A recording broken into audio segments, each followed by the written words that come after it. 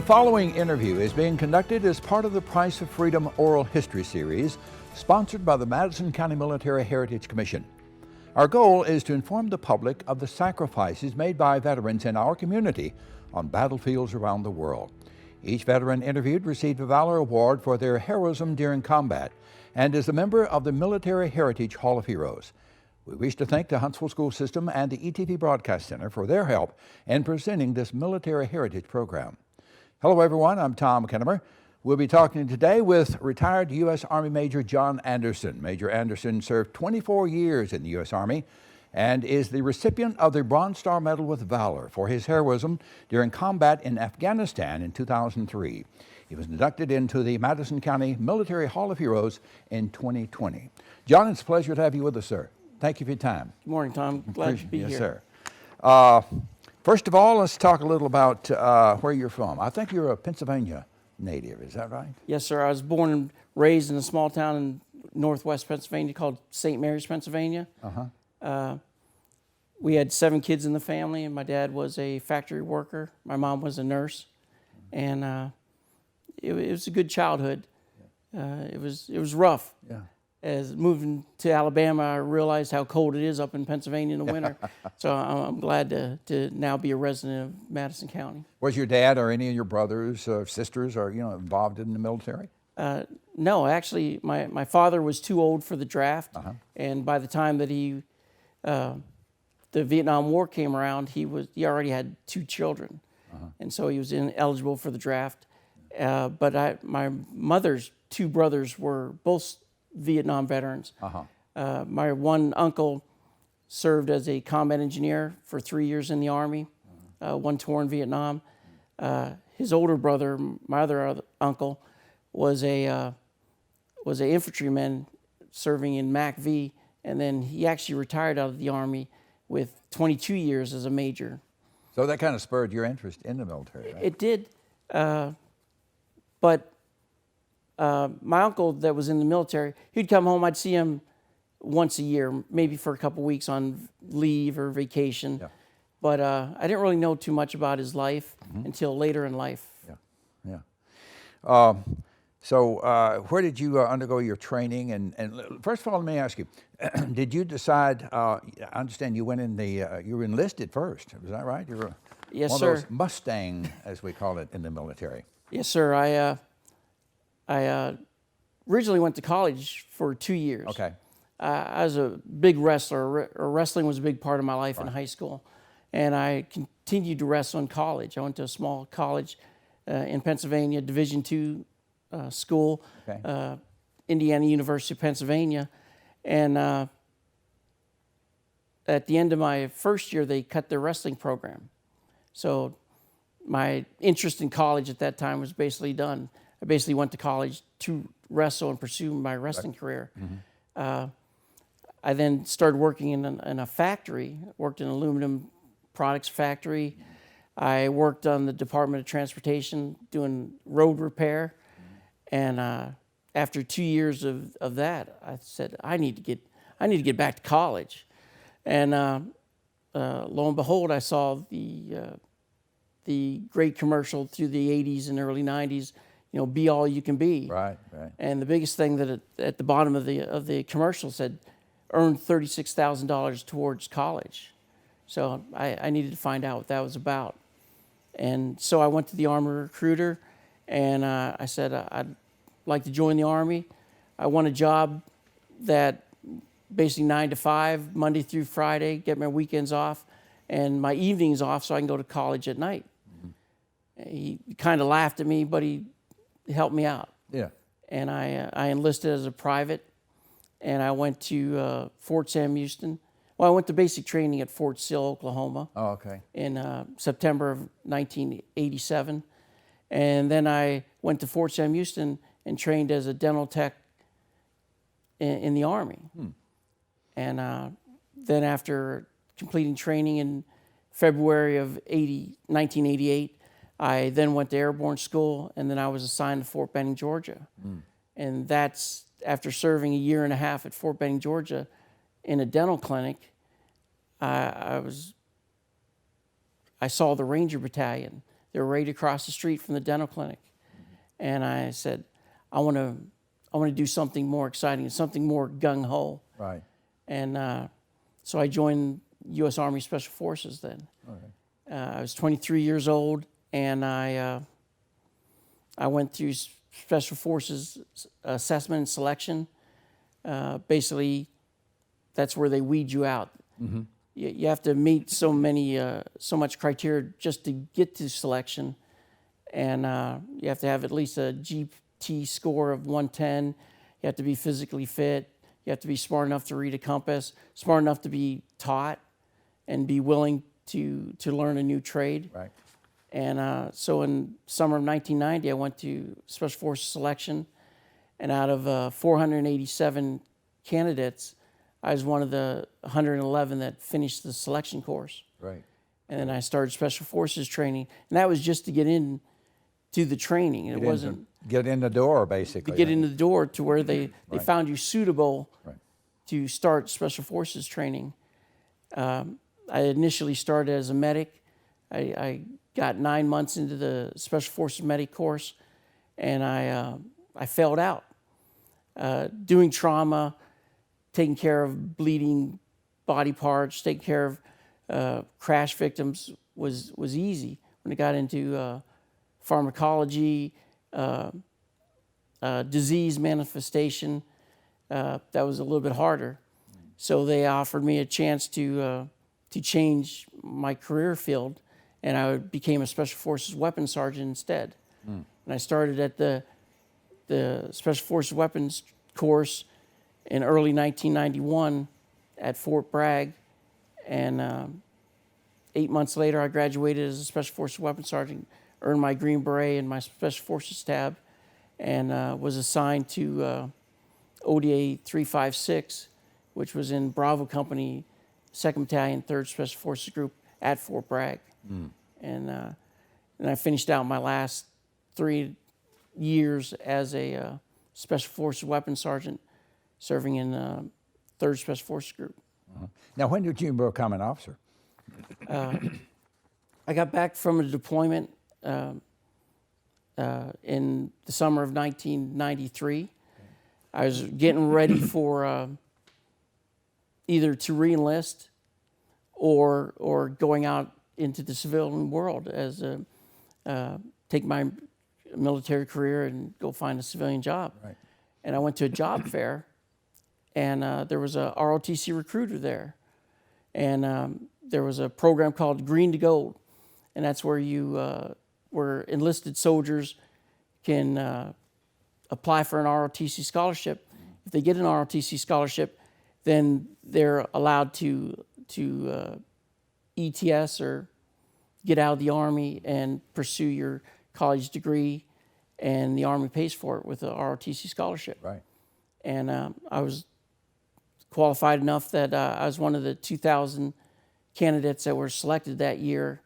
And so in September 1993, I left the Army and joined the ROTC program at Campbell University in North Carolina.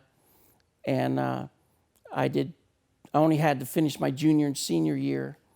And so I got a 2-year scholarship, and I went to school for 20 months, participated in all the ROTC program curriculum. I went to summer camp, advanced summer camp between the junior and senior year.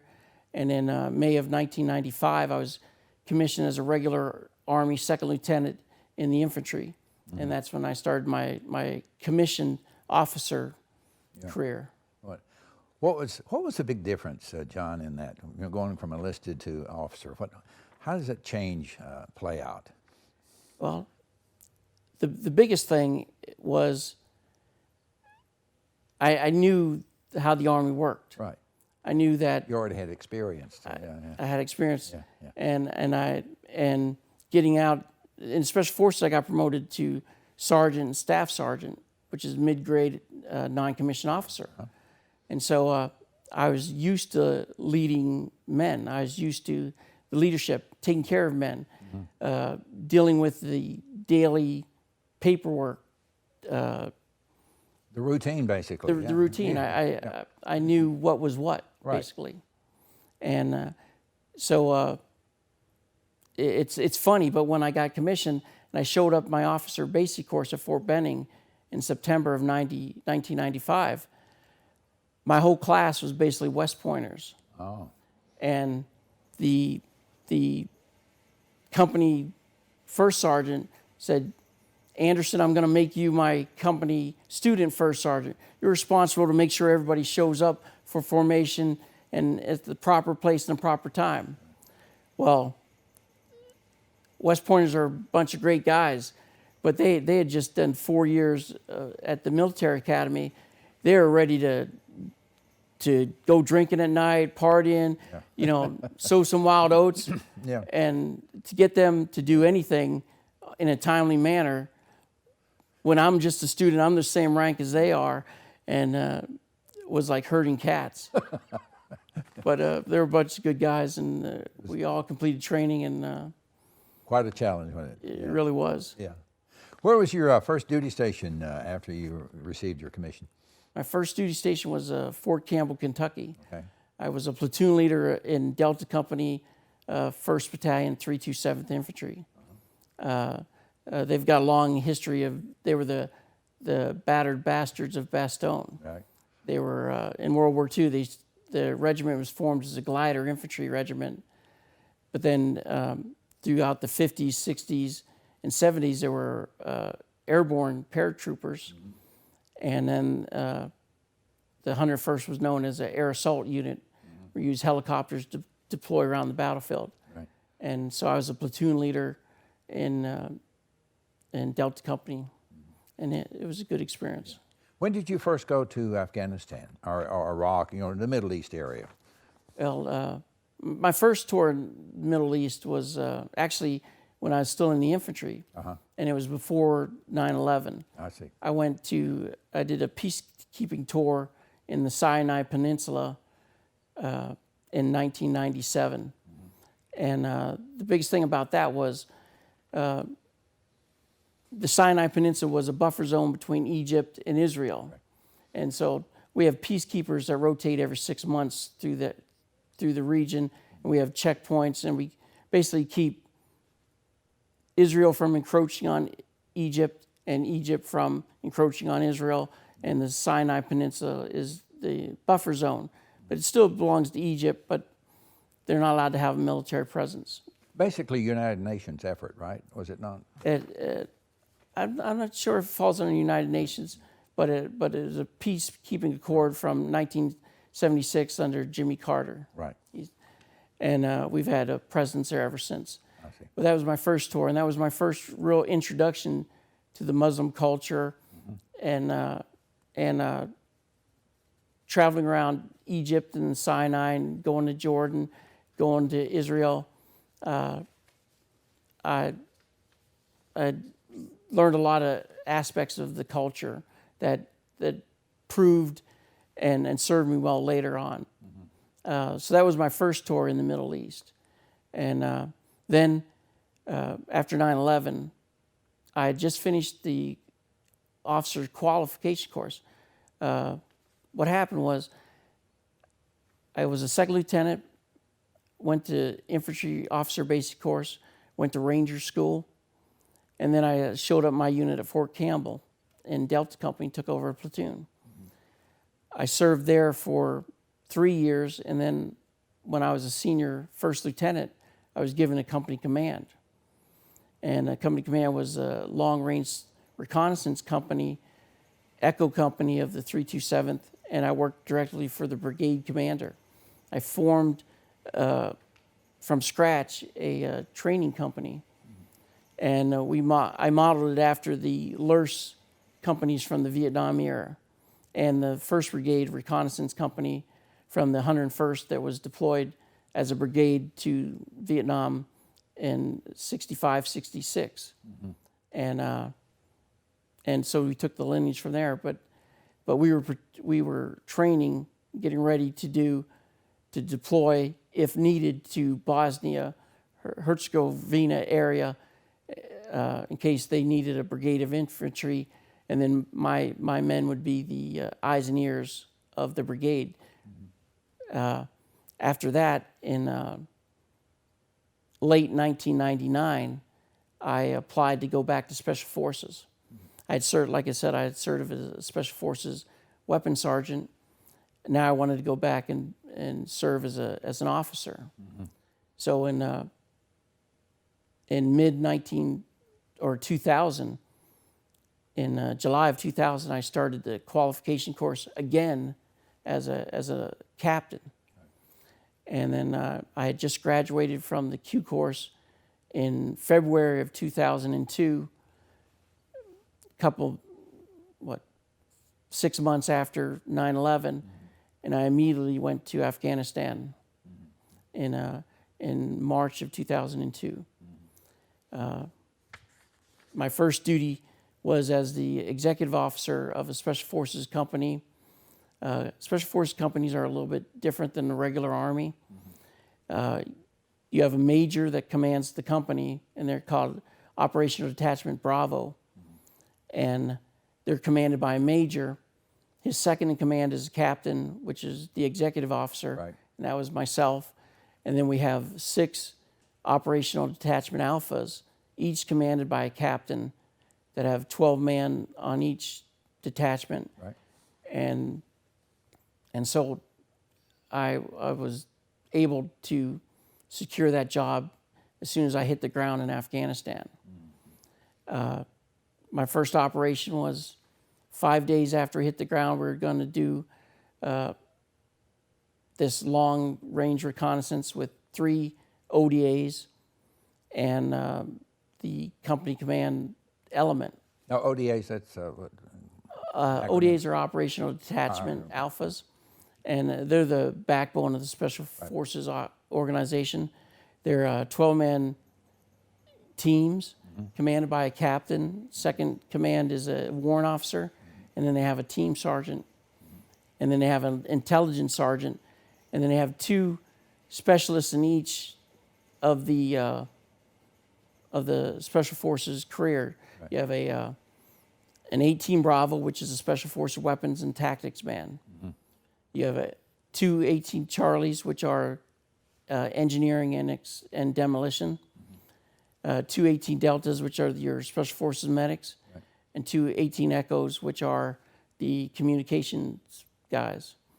And so that's the way. And you also have a 18 Fox, which is a Special Forces intelligence NCO. Yeah. And that's the way the teams are made up. So, John, we mentioned earlier you received the Bronze Star Medal with Valor in 2003 for your heroism during a military operation in Afghanistan.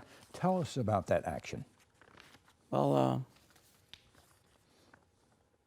I took over my ODA.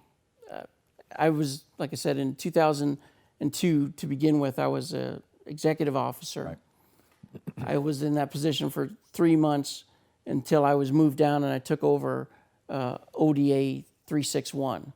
And they had gone out, they flew me out to the fire base that they had established on the Pakistan border in a town called Organi.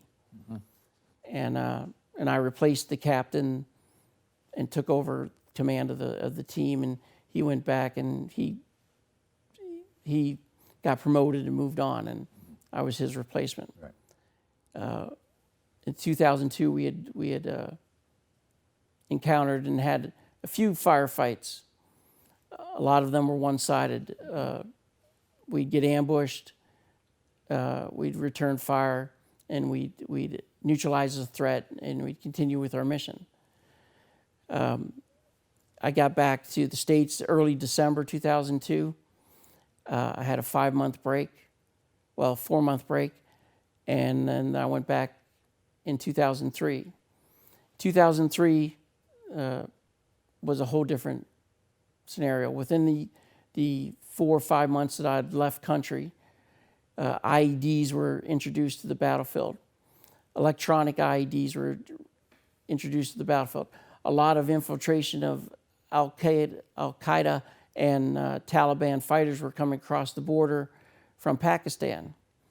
So a lot of our missions in 2003 were focused on either night raids, where we gather together with my team or another team or even a couple teams, and we'd go out and we would conduct a raid on a madrasa, which is a school, conduct a raid on a small village or a small outpost. Mm-hmm. And but then we would do long range patrols in our vehicles. And on my team I had 12 guys, myself and 11 other guys, and we had 4 ground mobility vehicles, which are souped up Humvees, and they're basically battle wagons. You can mount a 50 cal machine gun on the turret on top, or a Mark 19 40 millimeter grenade launcher. And on the passenger side, the TC seat, the truck commander, we had a swing arm mounted M240 Golf machine gun.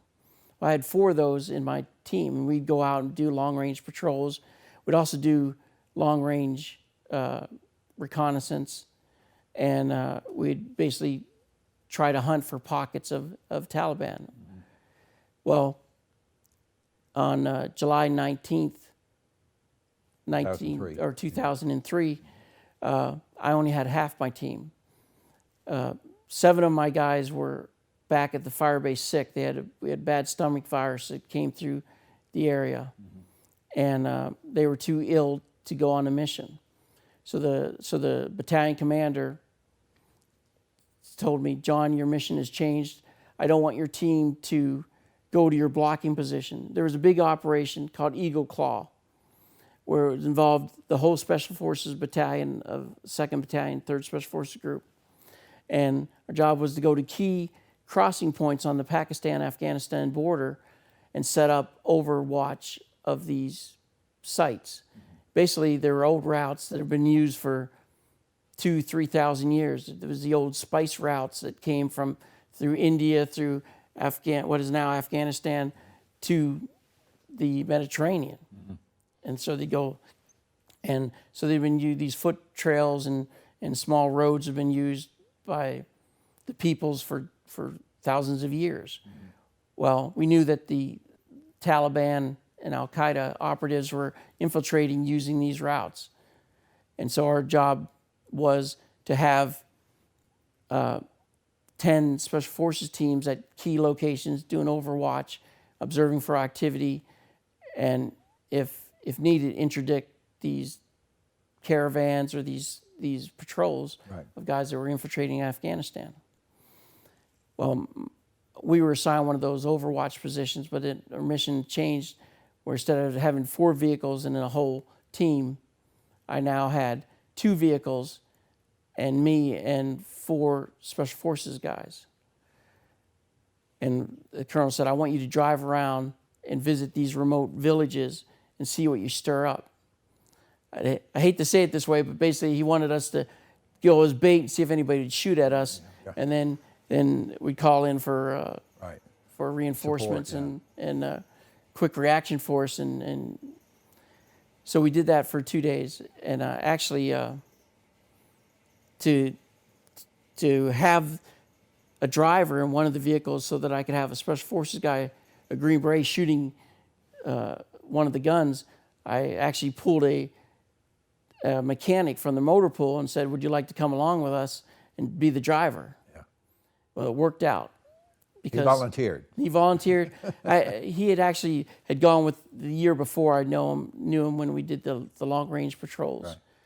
But anyway, July 19th, 2003, we were patrolling all these remote villages along the Pakistan border. It was getting towards the end of the operational period. We were supposed to go into a RON site, a rest overnight site, and then finish up and go to the fire base where the Special Forces team was at Spin Bulldog on the next day. Well, we were at one checkpoint right on the Pakistan border, and we had been visiting these remote villages and also dropping in on the Afghani checkpoints and see if they've noticed any activity. And I was at one checkpoint talking to the commander through my interpreter, and all of a sudden we hear over this ridge line to our south, hear all these explosions and rifle fire and everything, and my gunner Hector, he says, "Hey John, I'm hearing a battle. Something's going on over the battle." Right. So I asked the commander of that checkpoint. And these are small checkpoints. Maybe the most they have is 10 guys checkpoint. Mm-hmm. And you'd think checkpoints were like the Berlin Wall or something, where one checkpoint could look to their left and right and see the checkpoint to the right, checkpoint to the left. But these checkpoints were in remote sites. They didn't even have view of each other. And like I said, there was a ridge between this checkpoint and where the firing was coming from. So I asked the commander, I said, "What's over there?" He goes, "The next checkpoint. It's about 5 kilometers south of us." Mm-hmm. And I'm like, "What's going on? Can you call them on the radio?" He goes, "We don't have a radio." Yeah. And I'm like, "Well, what do you do? How do you communicate?" He goes, "I sent a runner." I said, "Send a runner." Yeah. He ran up. The runner was gone maybe 5 minutes at the most. Comes back and he's yelling in Pashtun, "Attack, attack, they're under attack." Uh-huh. So I immediately told my men, I said, "We're going to go help them. We're going to go help the next checkpoint because they're under attack." Right. We buttoned up. I called in a sitrep, a situational report to hire, and requested close air support, told them our grid coordinate, told them the situation and that we were going to move to contact. I then led my team to the ridge, and I was the first vehicle because I wanted to be the first to see what was going on. Mm-hmm. And as I got just high enough to where I could see over the ridge, I could see the checkpoint about 3 kilometers down in this little valley, and there was approximately 45 to 60 Taliban attacking from the Pakistan side, trying to overrun the checkpoint. I called up another sit rep real quick, and then I started bounding my vehicles. And bounding vehicles means you do cover and overwatch. Basically, position one vehicle who's got firepower. One of the vehicles had a Mark 19, and my vehicle had a 50 cal machine gun. I positioned the first vehicle, bounded around him, moved about 500 to 600 meters down the road, got in an overwatch position.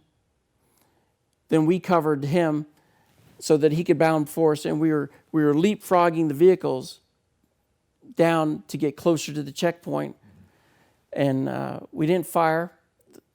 First of all, I didn't want them to know I was there until I got as close as possible, until we could engage them. We could engage them from the top of the ridge with our Mark 19s and our 50 cals, but that let them know that we were there. Right.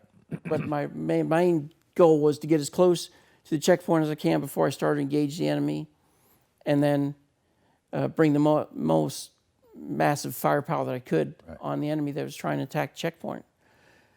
As we did our 2 bounds, each vehicle did 2 bounds when they noticed that we were there, and they started firing our vehicles. Well, then we let loose with both the Mark 19 and the 50 cal. We continued to bound. Now we're bounding under fire, and we still moved. We got within probably 800 meters from the checkpoint. I'm firing. I'm stepping out of my vehicle every time we'd bound and stop. I'd step out of my vehicle and I'd swing the M240 machine gun, and I'd engage targets. And they're engaging us. Bullets. We had longer range. They're using AK-47s, 7.62 by 39, and they didn't have the range that we had with our machine guns and our Mark 19. Right. But their rounds were impacting in front of us. They were dropping in front of us. They were hitting the front grille of the truck. They were whizzing by us, but they couldn't bring accurate fire on us. We had the range. Right. We bounded, continued bound, and then I kept calling up sit reps, and I requested close air support.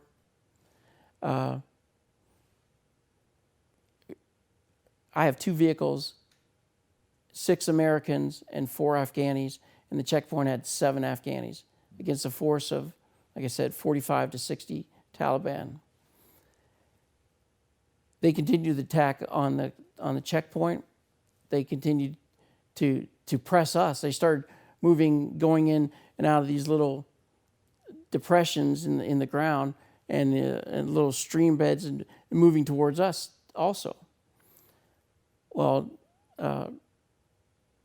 we had 2 Norwegian F4 Harriers, or I don't know what the designation is, but 2 Norwegian Harriers, and it was a windy day, so there was dust in the air. Right. And they refused to drop their ordnance on the Taliban because they couldn't see the target. Right. I gave them a coordinate. I got out the laser designating site, and I illuminated with the sight the Taliban targets. And they still refused to drop because it was too low. They didn't want to hit any civilians, and they didn't want to hit us. Hit the friendlies, right? And so it was for about 20 minutes. It was pretty dicey. And I called up and I actually gave my initials. I said, "Drop. I'm the ground commander. I need these ordnance. Drop. My initials are JPA." And then I think the group commander up in Kabul was listening. We were on SATCOM, so everybody within theater was listening to us. Right. He goes, "Can you hold out? I've got 2 Apache helicopters coming from Kandahar." And I said, "What's their ETA?" Because these guys are getting closer and closer. Yeah. And he says, 10, 15 minutes. I said, "All right." We continued to move, trying to get closer to the checkpoint. And one of the vehicles went into, as we were bounding, the road was next to a dry creek bed, where the front end of the vehicle went into the creek bed and got stuck. So we needed to pull it out. At that time, one of my great NCOs, Dave Langer, 18 years Special Forces veteran, he gets out of the vehicle and he says, "We've got to get up on the ridge line in front of the vehicles, because now the one vehicle's in the ditch and we can't use the 50 cal machine gun. Right. The other one is in the overwatch position, is immobile, providing cover for us, but he couldn't cover the whole field." So Dave Langer and I got up on the hill in front of the dry riverbed and started to engage targets directly that were encroaching why they got the vehicle out of the dry riverbed. And at that time, Dave said, "They're moving a machine gun up. I think it's a PKM up to the right. Can you get it?" And I said, "Yeah." So I started to directly engage them at the machine gun position directly. And I eliminated that threat. And then another, I don't know if it was a machine gun, but somebody was firing on full auto on Dave's sector. I moved to Dave. I provided him cover, and Dave then used a M203 and took out that threat. We then continued to cover the vehicle extraction operation, if you will, as the battle was going on. They got the vehicle fixed or pulled out of the ditch. We were able to maneuver, and then the Apaches show up. It was starting to get dark. This has gone on for about 2 hours. And the Taliban wasn't going to give up. They had actually breached the wall, and they had killed 2 of the Afghani guards, captured one and dragged him back to Pakistan, which we never found out what happened to him, and wounded 3 others. So out of 7, 2 were killed, 3 were wounded and 1 was captured. So that checkpoint was on the verge of being overrun. The Apaches show up. They have multiple targets. It's getting dark. I again use the laser designator. Some call it the magic wand or the lightsaber, Right. because it's a handheld device that you can designate targets with. And I started picking off targets, and the Apaches started to engage them. And finally, they pulled back. One thing that the battalion commander also had sent, other than the 2 Apaches, was he sent the Special Forces team at Spin Bulldog, which is about, I think, 70 miles away over rough terrain. After dark, they joined us to reinforce our position. And that was the end. We found out the next day 300 Afghani militia show up. So now I have my 2 vehicles, I have 4 vehicles from the other team, and 300 Afghanis. And we got online, basically, and walked all the way through the battlefield into Pakistan, looking for survivors, looking for prisoners. And we actually captured 3 prisoners that were hiding, that were wounded, that couldn't escape. Right. But they had evacuated their dead, they had evacuated their wounded back into Pakistan. And later on, we didn't know how many we killed. We don't, but later on, the intelligence people let us know that through message traffic, monitoring Taliban message traffic, that we had killed 22 Taliban fighters that were trying to take that checkpoint. Did you lose any of the guys in your unit, in your group? On my team, my 12-man team, I did not lose anyone killed. We did a raid in May of 2003, 2 months before this. That was the biggest battle that I was engaged in Right. Afghanistan. But like I said, there's smaller battles and raids, and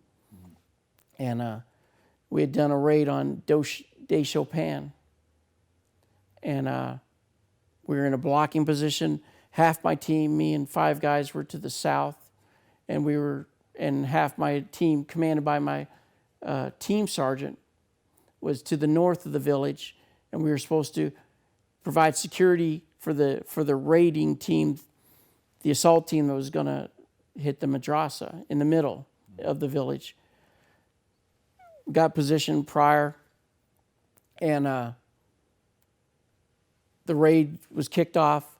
The raid got extracted, and then as we were getting extracted, security's job is to prevent reinforcements from coming and helping the enemy that's trapped in the raid or the kill zone area, the attack, assault area, and also to prevent any squirters from leaving.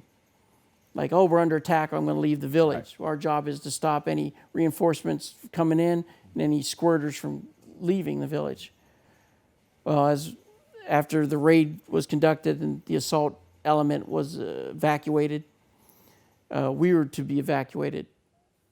So we moved to our LZ, and Mark, my team sergeant, commanded the northern security position, moved to his LZ, and somebody popped up out of a spider hole and hosed down the whole helicopter. Mm. And Mark, another guy, was wounded, and Mark got shot through the arm. And so we got him evacuated, and so that was the only casualty on my team during my 2 years that I commanded ODA 361. But during other operations, lost Pete Tice in May of 2002.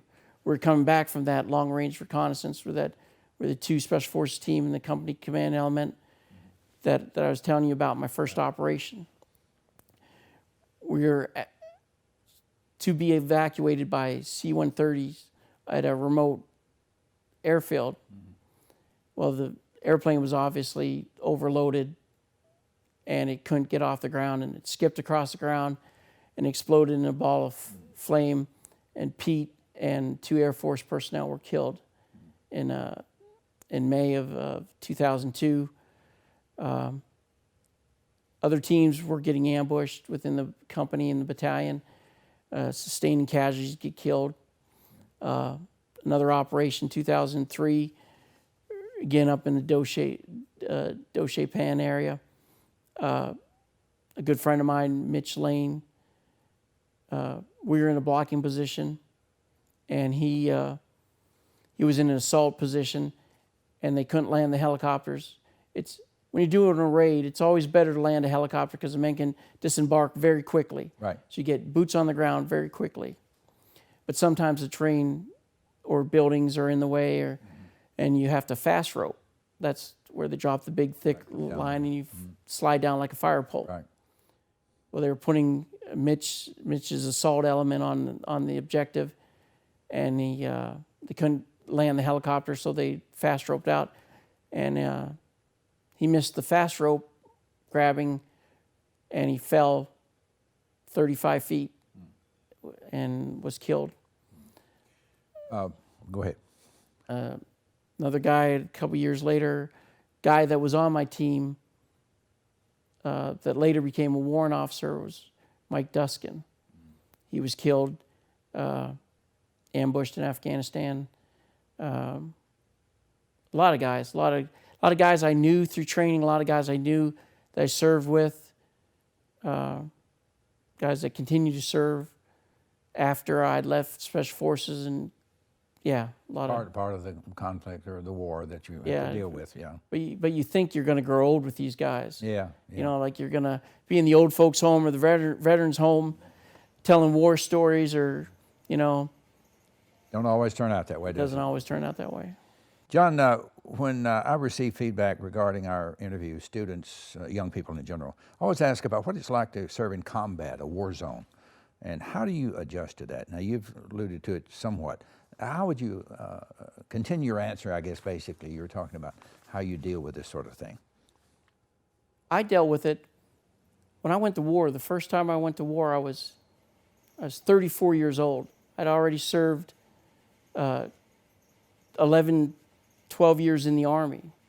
And all my training was realistic training.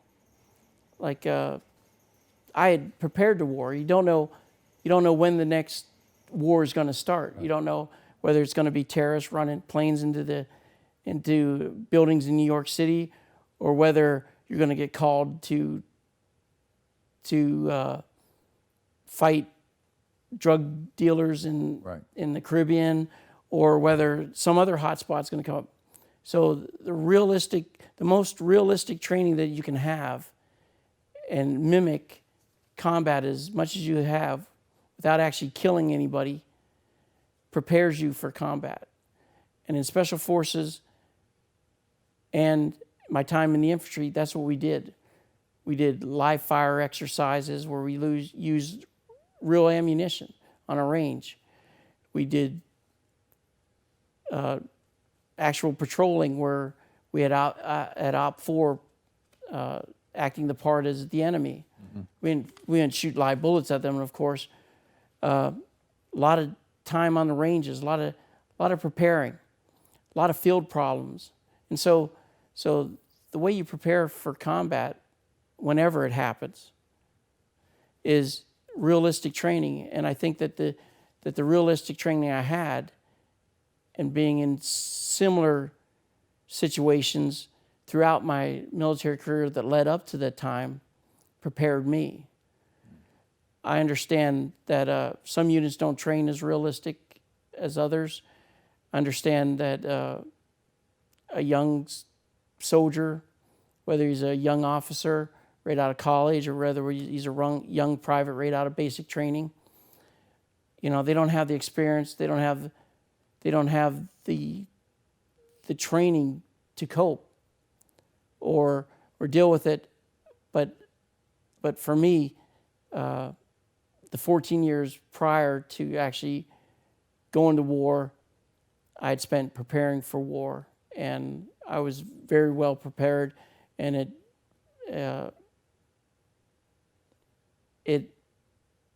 I felt very prepared, and I felt that I could accomplish any mission or do anything that was thrown at me and handle any situation, and it proved that training was invaluable, and it Goes worked. back to the training, doesn't it? Yeah. Goes back to the training.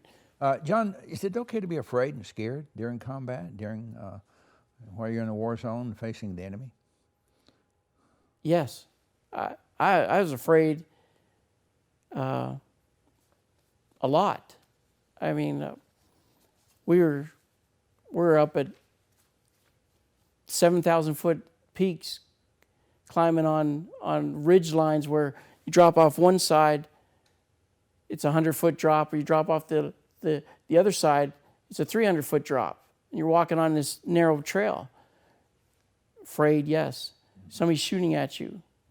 You hear the bullets hitting your vehicle or hitting the rocks in front of you or zipping by your head. You're afraid. During that battle, I had an RPG round land in a depression 50 feet away, threw me up against the truck. Luckily, because it hit in the depression, the concussion was enough that it threw me against the truck, but I wasn't splattered with any of the shrapnel. Right. So very lucky. But you're afraid. But for me, I was able to overcome that fear because I was well trained, I was physically fit, I was the leader of my men, I was responsible for them. I had other things to worry about. So you're afraid, but you can't let the fear overcome you. And that's the same with anything, whether you're climbing a jungle gym or swimming in the river or going to combat or joining the army, is that fear is a good thing. I mean, God gave us the ability to fear, but it also gets us moving. Fight or flight, scenario. What are you going to do? And being afraid is natural, but then you got to calm down. You got to continue to do, because you got men counting on you. Kick in the training. You kick in the training. What makes a difference? Yeah. John, when people call you a hero, how does that make you feel?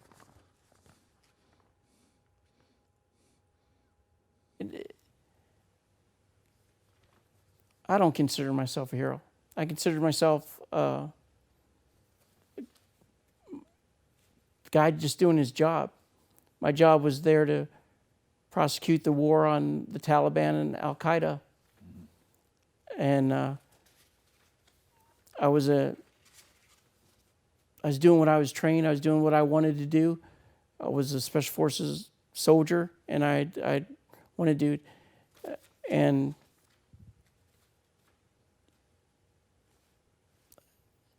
it's hard to take.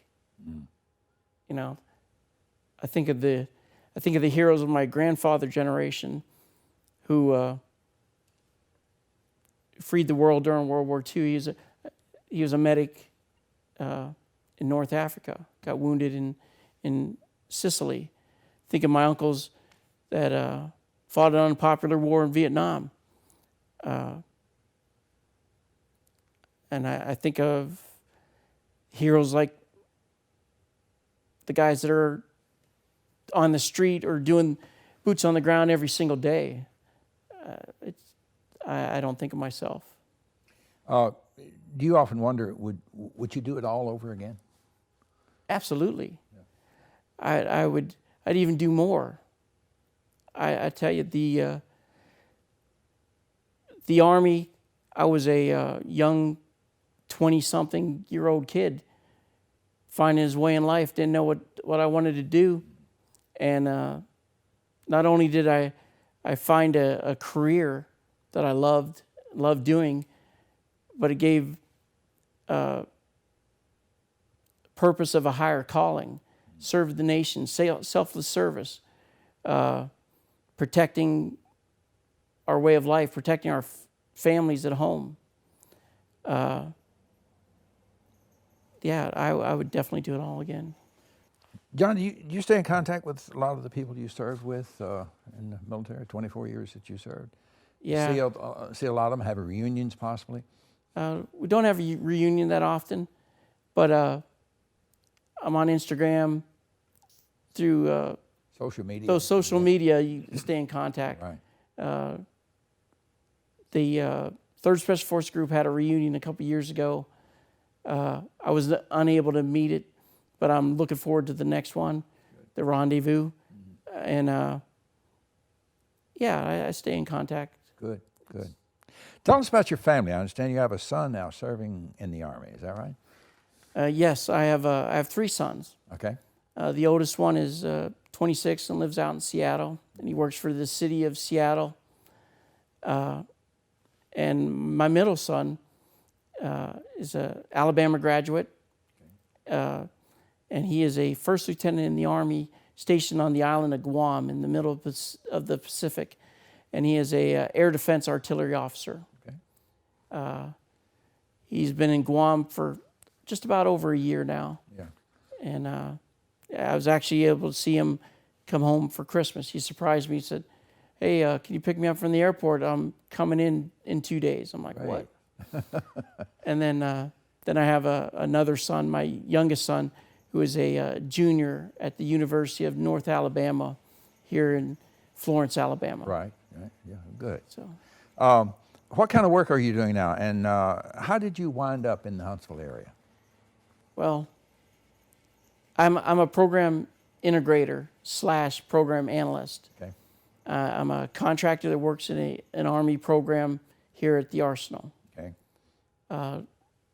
Like I said, back in 2006, I graduated from the Naval Postgraduate School, and I started working as an acquisition corps officer. And that's a great program, by the way.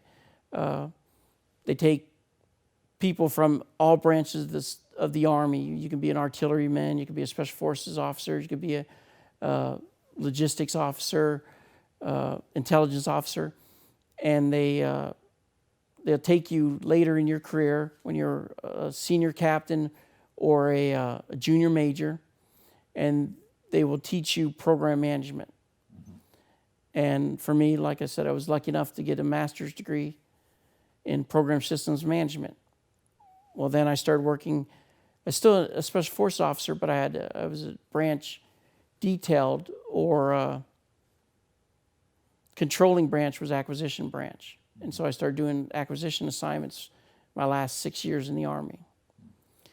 And I work in a program office of aircraft survivability equipment, and I am a program integrator, and I help the government, my government counterpart, manage the Common Missile Warning System program. And you mostly work from home, right?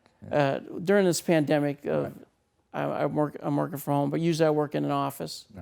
Right. Go to an office where the program management office is, and I help them manage cost, schedule, and performance of this particular system that protects the aircraft from incoming threats, whether it's a missile, hostile fire like RPG, or machine gun fire, and gives an early warning to the pilot to basically evade or get out of the kill zone. I see.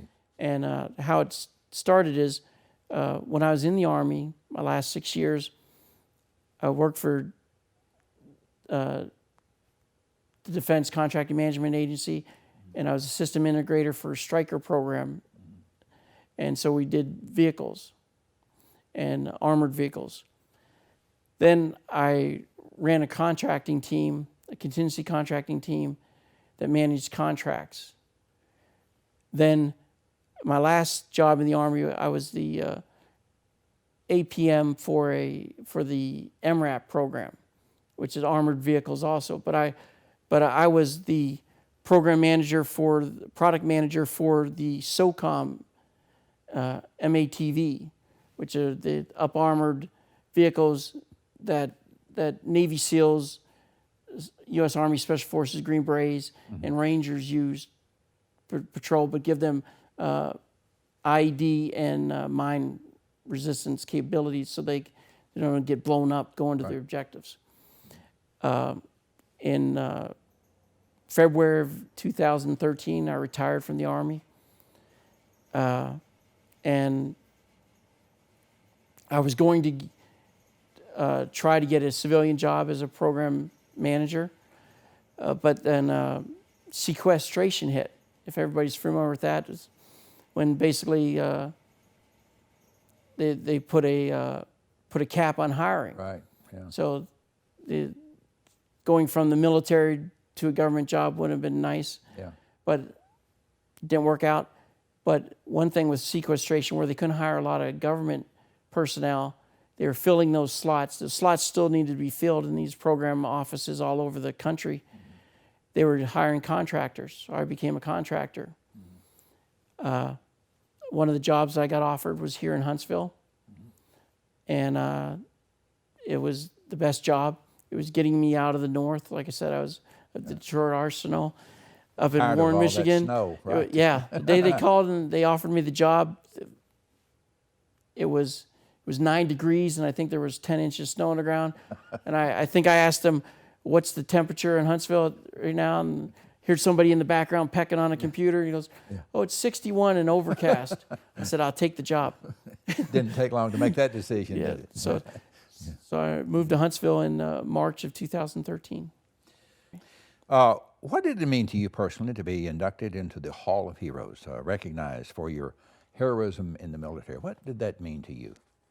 First of all, it was very humbling, and I'm very honored to be counted among the class of men that have been awarded that honor, that have been given that honor.